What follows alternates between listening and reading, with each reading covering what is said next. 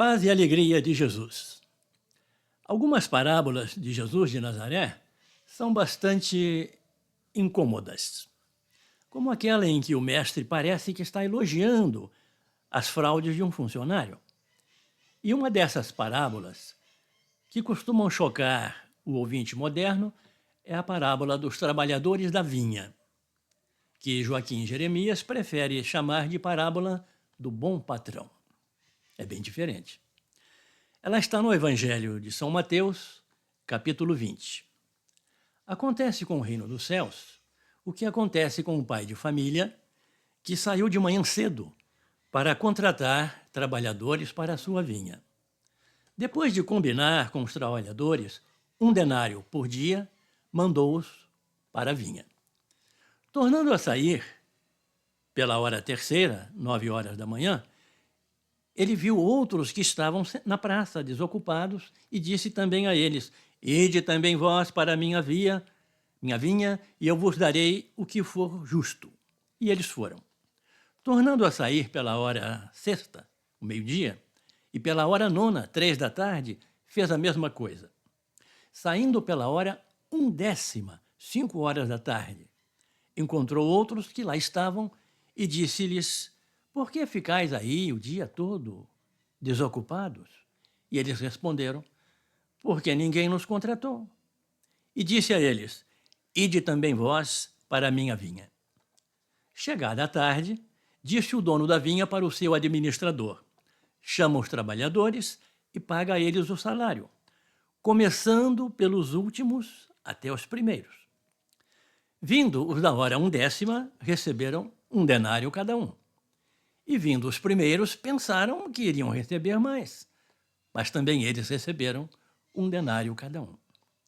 Ao receber, estes murmuravam contra o pai de família, dizendo: Estes últimos ficaram 1 hora só, e tu os igualaste a nós, que suportamos o peso do dia e o calor do sol.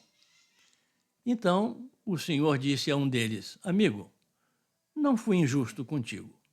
Não combinamos 1 denário? Toma o que é teu e vai. Eu quero dar a estes últimos o mesmo que a ti. Não tenho o direito de fazer o que eu quero com aquilo que é meu? Ou o teu olho é mau porque eu sou bom? E Jesus conclui a parábola: Assim os últimos serão os primeiros e os primeiros serão os últimos. Pausa para respirar ou pausa para refletir? Será que o patrão dessa parábola era um homem injusto? Será que ele ignorava a tal isonomia salarial? Será que ele desconhecia as leis trabalhistas? A nossa mentalidade capitalista é que decide, então, os méritos de cada operário? Nós pagamos pela produtividade? Mas parece que não é assim absolutamente no reino dos céus. E esta parábola, que já fez derramar rios de tinta dos comentaristas, nos permite várias reflexões. Vamos começar pela noção de urgência. Quando a uva amadurece e chega no ponto, o ponto ideal do teor de açúcar, é preciso colher rapidamente, senão depois não vai dar bom vinho. Imaginem que vem uma noite fria e muda tudo. É evidente que o dono da vinha tem pressa. Ele não quer perder o bom vinho. É por isso que ele vai à praça várias vezes ao dia à procura de operários para a colheita. E que tal associar essa situação àquelas palavras de Jesus no Evangelho de São João, capítulo 4, 35, quando Jesus diz: Erguei os vossos olhos para os campos. Vede, os campos estão maduros para a colheita. Nessa passagem, Jesus acabava de falar com a samaritana, dialogar com ela, uma mulher estrangeira, uma que não era do povo escolhido, e Jesus tinha semeado a palavra da salvação no coração dela. E aí Jesus olha para a humanidade inteirinha, madura para a colheita, madurinha. E Jesus não queria perder ninguém. E com a mesma pressa do dono da vinha, ele reúne discípulos para a colheita. Dá para entender a insistência do patrão da parábola? Quanto à aparente desigualdade no pagamento dos trabalhadores, Vejamos o comentário do teólogo von Balthasar. Ele diz: na parábola dos operários da vinha, é preciso realçar aquilo que ela tem por objetivo. Deus, em sua livre vontade, pode ir muito além da nossa medida da justiça. Justiça que mede, né? como nós estamos acostumados. Né? A liberdade de Deus está sublinhada. Não tenho o direito de dispor dos meus bens como me agradar? E igualmente de sua bondade? Ou será que tu precisas ficar com ciúmes porque eu sou bom? E von Balthasar aplica esta parábola ao judaísmo e ao paganismo. Os judeus são aqueles que trabalharam desde a manhã, bem cedinho, desde o Antigo Testamento. Já os pagãos, que só agora começam a ouvir a boa nova do Evangelho, da salvação, estes pagãos são os operários que vão começar na última hora do dia. Mas na hora do acerto de contas, o acerto final, o que vai prevalecer é a bondade de Deus. E os membros do povo escolhido não devem ficar enciumados com isso, ao contrário, deviam admirar a bondade de Deus e louvá-lo por isso.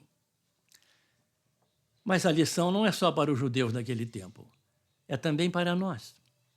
Os honestos e os moralistas, aqueles que nunca cometeram um pecado grave, se é que existe algum, eles devem se alegrar com o perdão recebido pelos criminosos e por outros pecadores públicos.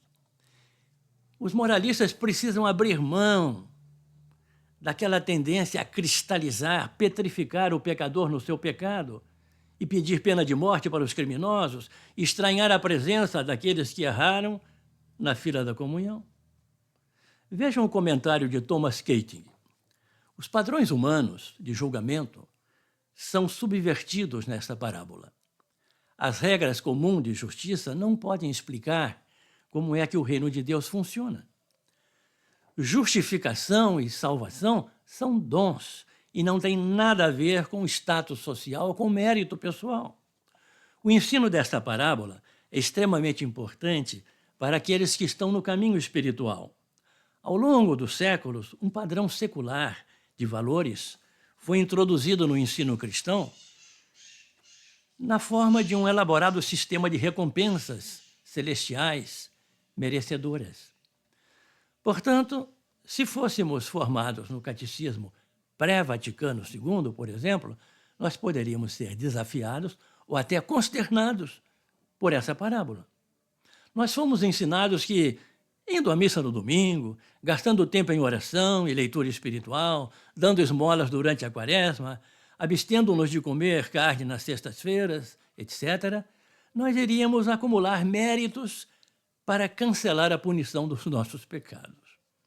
Este ensinamento foi minimizado desde o Concílio Vaticano II, mas a sua tentação permanece para as pessoas que estão no caminho espiritual nas várias religiões, especialmente se a sua experiência de oração for boa.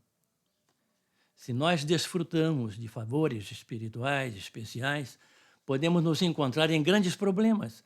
Podemos cair na presunção de que as nossas boas obras obtiveram esses dons, e não. Daí a necessidade de confiar na misericórdia de Deus e não em nossas próprias experiências ou em nossas realizações espirituais.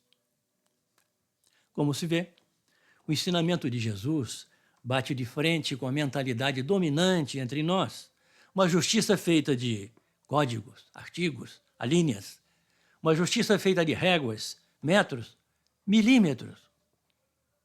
Mas ainda podemos considerar outro aspecto. É aquela frase dos homens que estavam na praça às 5 da tarde. Ninguém nos contratou. É uma frase dolorida, é a frase dos esquecidos, dos rejeitados, daqueles que não passaram no teste de seleção, aqueles que não estão à altura das exigências do mercado. E quem comenta esta situação é a escritora Isabelle Rivière. O que ela diz? Aquilo que não serve para nada por mundo, sempre é bom para o Senhor. Aqueles que os mestres humanos desprezaram como inutilizáveis, já o Mestre Divino sempre terá uma vaga para eles, porque o único trabalho que ele nos pede é o trabalho de o amar. E como ele cria os homens expressamente para isso, não existe ninguém que não tenha recebido do Senhor a capacidade de amar. Por conseguinte, a qualquer tempo, em qualquer lugar, mesmo na última hora do dia, basta consentir nesse amor. E o reino estará à nossa disposição, nada merecido, mas puro dom da misericórdia de Deus. A palavra de Deus é uma luz para o nosso caminho.